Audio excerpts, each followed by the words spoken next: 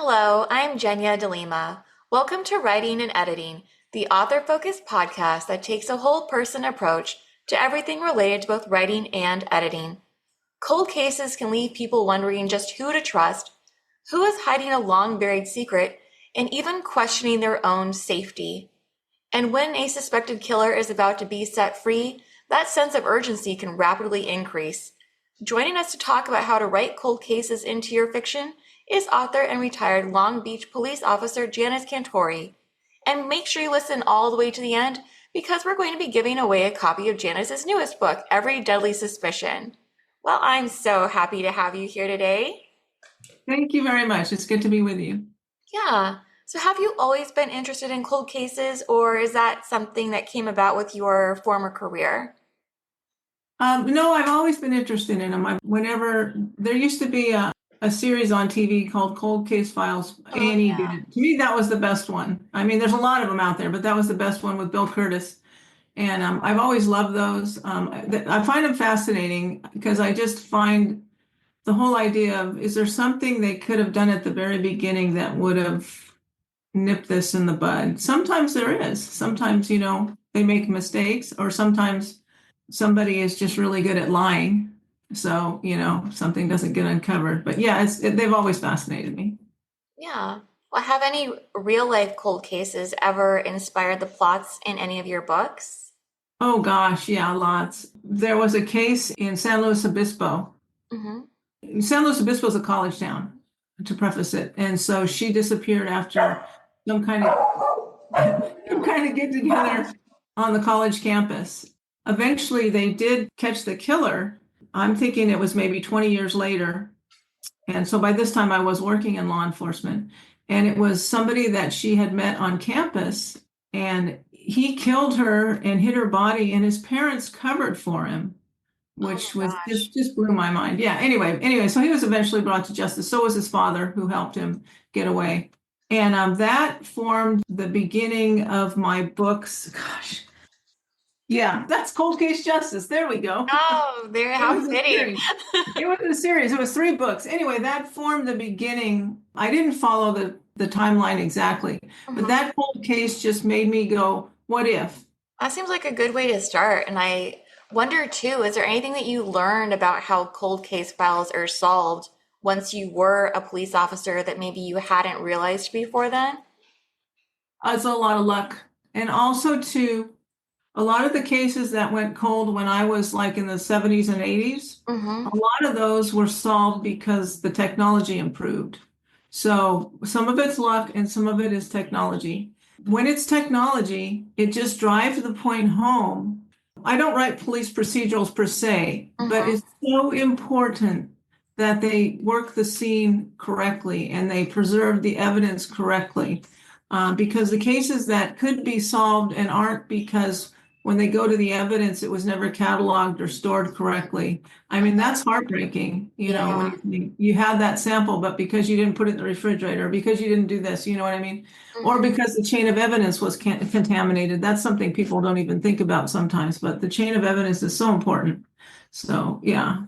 Can you give an example where the chain of evidence was contaminated just so listeners have a better idea of what that might entail?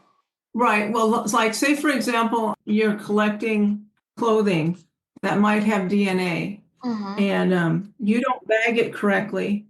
Somebody else touches it without gloves, and then you bag it. But then what you don't want a defense attorney to do when you have a good case is to be able to inject doubt. So Mm-hmm. if they say, well, so and so touched this, but you didn't log it in that this person touched it, how do we know that they didn't tamper with it? How do we know that they didn't add something to it that shouldn't be there? So that's the thing. You need to make sure that whoever logs it and touches it, that's the only person that does it. And it goes from the scene to evidence. Okay. And then when evidence is examined in a police department, it's Mm-hmm. always logged in, logged out, detective signed for it, so you know who handled the stuff. That's the main thing, because the defense attorney is always going to say, well, they planted this or they planted that. Right. Um, Yes. It's just so kind of mind-boggling to think it can come down to something that seems relatively minor. mhm. That one small thing could be what throws out the entire case or you lose your chance of finding out who did it, or not even finding out who did it, but being able to bring that Mhm. person to justice, even if you did have a pretty good idea that it was them. Wow. Uh-huh. Right, right. Yes. Uh, Well, from a writing standpoint, how can you make a cold case feel relevant to the present moment and those characters living in it? I think it's important to make the people that are left behind relevant because they have the memories of the person, like the moms who say that their life is never the same. And of course, it never will be the same after you lose a kid, Right. if that's the issue. Like the woman who was missing in San Luis Obispo from that case. In California, I mean, there were on the news pleas from her parents over the years. I mean, and that just breaks your heart Mm-hmm. to just not know. I mean, obviously, you think the person's dead, but you just don't know. And so I try to bring that into it. With Every Deadly Suspicion, it's a little bit different because part of the case they believe is solved, Mm, and part of it is cold, but they believe that they might be connected, but they don't know. So there's the double I don't know layer in that. But like with the gal in San Luis Obispo, it was like they had an idea that this kid was involved who was eventually arrested, but mhm. they had no proof. Yeah, I think that that's an excellent point. If there's someone in that present moment who still has a connection to the missing person or the victim, that's not really a drive to solve it that's ever going to go away. And you can see even when the police give up or other people tell them it's time to let this go, that that just never really happens. And I know we see this a lot with, I'm thinking especially of certain missing children. It doesn't even matter how many years have gone by, you still, yeah, like you were saying, you still see them on the news, you still see them putting out pleas, you have new information. They're still calling whoever that chief of police is, even when it's a new person, and saying, have you thought about reinvestigating the case? Or they're Mhm. looking up technology and things before it might even be used by their local police force because they're just so desperate to have that answer. Right, right, right. They are. Well, so what details do you see other authors perhaps get wrong about police involvement in cold cases? Well, a lot of times there's too much TV involved because TV is not real police work. I mean, some shows are better fictionalizations than others, Mhm. but because real police work is too boring for a half hour or an hour show. But there's things that you can't, let's see, like for example, sometimes in books, they'll get test results back like within the hour, and that doesn't Oh, usually happen. Or they just go from exciting incident to exciting incident to exciting incident, boom, boom, boom, boom, boom, and that just doesn't happen. Unfortunately, there's a lot of quiet downtime. Or putting conflict where there shouldn't be conflict. well, do you have an example of a show that does do this well for listeners to reference or maybe get some better ideas that are perhaps more practical with a real life application? The original Law and Order was more true to life than most police stories. I mean, but when they got to the spin-offs, it's like the woman police detective who wears stiletto heels and low-cut blouses. I mean, no, it doesn't happen. Anyway, so the spin-offs just went a little crazy, but the original Law and Order used to be good. I used to like to watch Castle, which sounds funny because they're not true to life at all. But they made the not true to life fun. Uh, So I don't know if that makes sense to you, but seriously, it was just fun to watch, even though, no, this is not how it would go. But that kind of thing. Like, for example, if you get into a fist fight with a prisoner before you cuff him, you can't just cuff him, put him in jail, King's X. No, you're going to be there for hours filing paperwork. You're probably going to have to talk to internal affairs, that kind of stuff. yeah. But so they had a lot of fun stuff like that. It was fun, but you knew it wasn't realistic. They weren't trying to be realistic. That was my Yeah, opinion. and But I think that's the difference too, especially when even the reader or the viewer realizes this, that there is that bit of imagination thrown in. It's Mhm. not meant to be realistic because I think when you skew the two and mix them up, that's where you might have not necessarily a problem, but someone might even go so far as to decide they want to pursue that career path only to find out that that's not what it's like at all, Yeah, yeah, or then yeah, they write their own sort of stories that are based off these ideas, which are not, in fact, true to life. yeah. Then you get that angry reviewer coming in. Yes, yes. Well, what are some of the differences between investigating a recent crime and one that was committed years ago? Well, time would be the biggest factor in a recent crime because you want to talk to everybody while everything's fresh, and you want to review the scene while everything's fresh.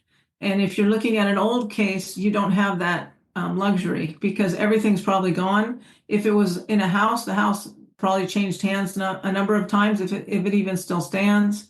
And all of the evidence, like for DNA, for example, I don't know if you've ever seen it where a case has been cold for a long time and maybe there was evidence that was on a sheet.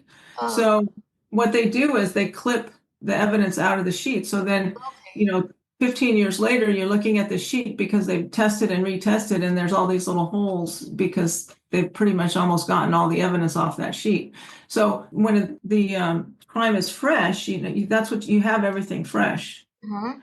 But afterwards, you're kind of picking over what's left, and you're hoping that somebody left something that's going to be useful. But that doesn't always happen. Sometimes it does, but that's why I say a lot of it's luck. Yeah, no, I can see that. Even thinking about some of the shows I've watched where they are based on real cold case files where they might not have the witnesses around anymore, Mhm. or the witness now has dementia or something similar so that their memories are no longer reliable, or they can no longer find that person even though there's no record of them having died, that sort of thing. Yes, that's hard too. People's memories too. With time, they can conflate things, Hmm. so that's always an issue. That's But true too, because I know research has shown that every time we bring back up a memory, it changes a little bit. And so Mhm. I've read that even the emotions you're feeling at that time that you apply to that memory now infiltrate that memory. So even though Mhm. you might not have felt that way at the time the memory was formed, now you believe that's how you felt because that's the most recent emotion that was brought up when that memory was reignited. Right, right, right. Yeah. So moving back into the writing part, how did you incorporate the necessary pieces of backstory while keeping it engaging? That was difficult in every deadly suspicion. I had quite a lot of backstory because my mind was on the original crime because I set the original crime back in 1977 or thereabouts. And back when there was a real issue with meth and meth labs in California. I don't, but we had an issue with every abandoned houses being taken over and made into meth labs, and I mean, it was a big deal. So anyway, so that was why I set the crime back there because I was familiar with what was going on. So some of it had to be cut because there was just too much to keep the reader engaged. Hmm. But then, just like a cold case detective would do, you have to go to the memories of the people who were alive then and are still alive now. And so that's kind of how I worked it in, is the Yeah. story that they had to tell. Like, for example, how it affected this family that kid was killed then, and how this family is still affected because that happened. So that kind of brings everything present. And that's what I tried to do anyway. Oh yeah, no, that's a great technique because it avoids all those big blocks of exposition and it makes it feel like the story is fresh and new because whoever's interviewing them, that's the first time they'll have heard it. So it is fresh and new for them, even though it's old information. Right, right. Well, switching gears slightly, but still based off content in this book, what are your thoughts about the rising popularity of true crime podcasts? I really haven't given it much thought. I don't listen to any true crime podcasts, Hmm. but I understand the fascination. Like, for example, I'm fascinated with true crime, so I guess Yeah. I can understand it. I just tend to be more of a reader than a listener. So I read a lot about it.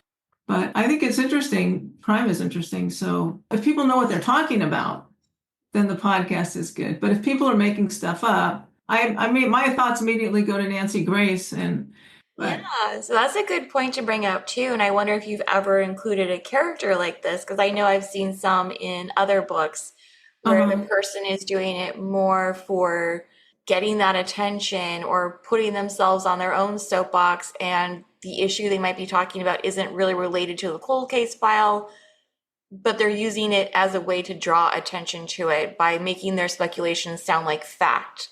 And I think we've right, seen this in some of the documentaries that have come up too, where people then found out later that what they're saying happened isn't what really happened.